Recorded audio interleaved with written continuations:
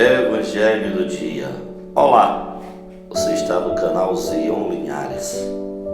O Senhor esteja conosco, Ele está no meio de nós. Proclamação do Evangelho de Jesus Cristo segundo Marcos. Glória a vós, Senhor. Depois de saciar os 5.000 homens, Jesus obrigou os discípulos a entrarem na barca e irem na frente para Betsaida, na outra margem, enquanto ele despedia a multidão.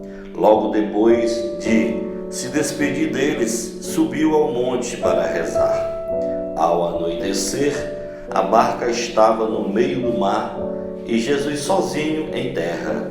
Ele viu os discípulos cansados de remar, porque o vento era contrário. Então, pelas 3 da madrugada, Jesus foi até eles, andando sobre as águas, e queria passar na frente deles.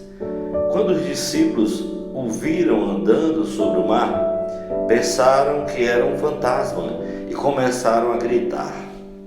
Com efeito, todos o tinham visto e ficaram assustados.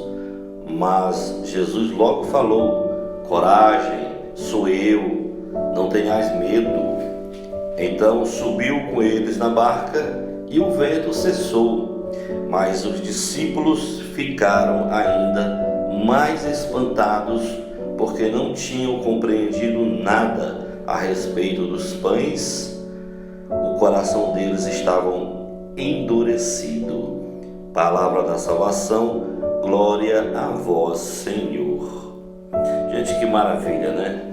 Jesus, além de se compadecer daquele povo que estava como ovelha sem pastor, ele multiplicou os pães, os peixes, dividiu em grupos, fez bem organizado. Você vê que Jesus não gosta de gambiarra de qualquer jeito, não. Ele é bem organizado. Ele mandou procurar, os discípulos para que eles comprassem comida para aquele povo. Os discípulos disseram que era muito dinheiro, não ia encontrar. Então ele disse: então o que vocês têm aí? Está aqui, nós temos esses peixes, esses pães. E aí ele elevou para o Pai, pediu a bênção, e aí Deus Pai deu a bênção, e ele começou a tirar pedaços de pão e começou a dar para os discípulos, para que os discípulos dessem ao povo que estava com fome, estava desprezado pelas autoridades da época, que não estava nem aí para a alimentação do povo, para a saúde do povo, a segurança, o trabalho, a moradia, a educação. Porque quando Jesus, antes de distribuir os alimentos, ele estava distribuindo ensinamentos, ele estava dizendo algo bom para eles, para que eles tivessem uma qualidade de vida melhor.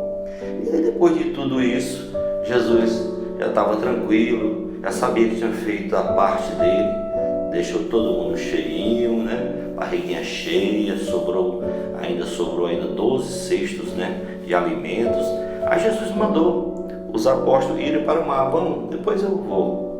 E aí o que Jesus fez? Com certeza ele estava cansado, daquela correria, daquele dia, mas mesmo cansado, ele subiu ao monte para rezar, para conversar com o Pai, com a pessoa da primeira trindade, a segunda pessoa conversando com a primeira. Olha o respeito que Jesus tem com o Pai dele. E nós, você, nós temos algum respeito pelos nossos pais?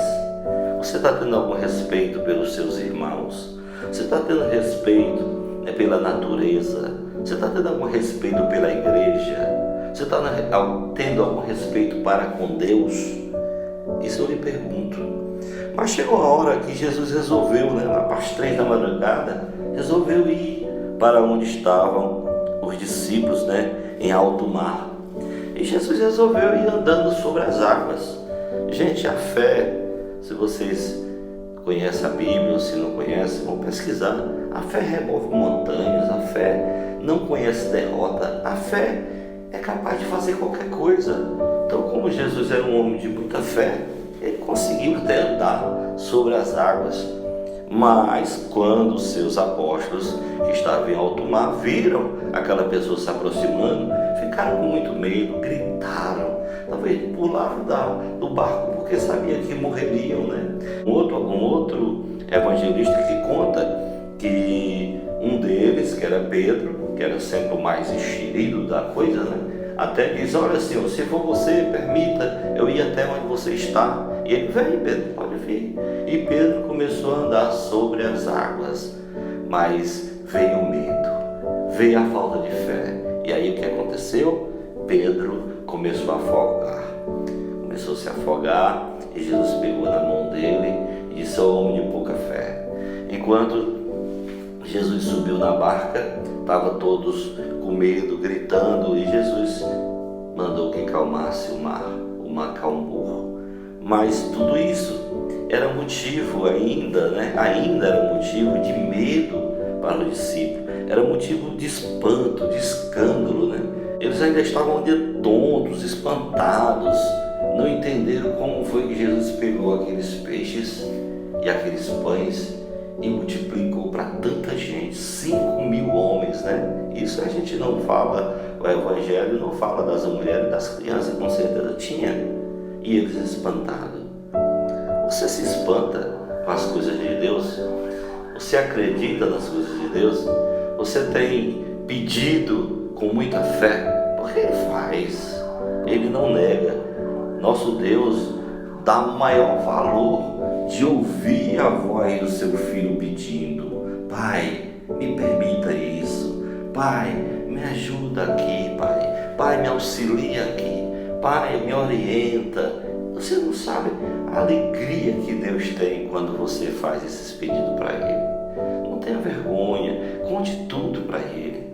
Até tem versículo que fala, né? Olha, te recolhe, vai para o teu quarto.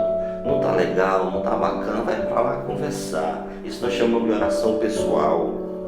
Mas o coração dos apóstolos estava endurecido, ainda estavam endurecidos com tudo que eles viam, mas eles ficavam sempre a duvidar, sempre a pensar, a imaginar sobre tudo que eles viam. Mas só foi Jesus ir para junto do Pai, mandou o Espírito Santo. Aí, meu amigo, né, meus irmãos, minhas irmãs, o que aconteceu? Ficaram tudo corajosos. Eles passaram a dar vida pela salvação, dar vida pregando a palavra de Deus. Foram presos, apanharam, foram soltos, foram perseguidos e foram mortos. E até hoje tem muita gente corajosa que sabe que vai passar por isso, mas não deixa de fazer a vontade de Deus. Então, peça agora a Deus Pai, Deus Filho, Deus Espírito Santo: vem, me dá a coragem necessária para que eu possa enfrentar todas as dores, todas as dificuldades, todas as perseguições, a fome, a peste, tudo que existir neste mundo de ruim, que eu tenha força para superar. E depois, Senhor, eu te peço, eu sei que eu não mereço, mas eu preciso do teu apoio, dos teus braços, dos teus anjos. Preciso da Trindade Santa. Fico com Deus em minhas orações. Amém.